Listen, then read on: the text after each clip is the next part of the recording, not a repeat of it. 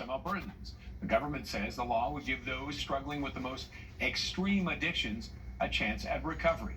But critics fear it could cause more harm as lawyers question its legality. CTV's Shaylan Skulski reports. We believe that we as a community shouldn't be watching people slowly kill themselves on the street. Making a 2023 campaign promise a reality, Danielle Smith has announced legislation that will make addictions treatment mandatory if a person poses a risk to themselves or others. If you're of sound mind, able to make your own independent decisions, you have the right to choose your medical intervention.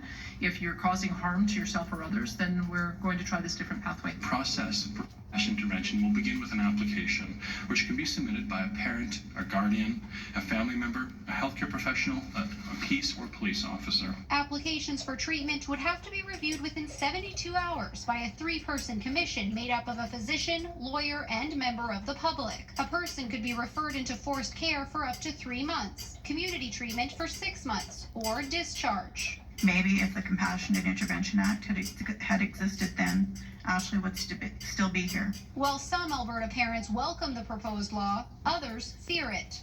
Forced treatment just pushes people into hiding, which, also causes a problem because then they're using substances alone. Under the legislation, a person would not be able to refuse treatment, including being forced to take medical advice or medication, something that raises questions for this constitutional lawyer. A court will have to determine whether or not that's a reasonable limit on people's rights to be free in their decision making about their bodily integrity and autonomy. As some experts say, the plan could put people at further risk in relapse. The effectiveness of forcing people into treatment, once they relapse and their tolerance is lower, their risk of death is much higher because essentially their body is more likely to overdose. You won't know if something works until you try it. Parts of the legislation are expected to come into effect later this year. Shaylan Skulski, CTV News, Edmonton.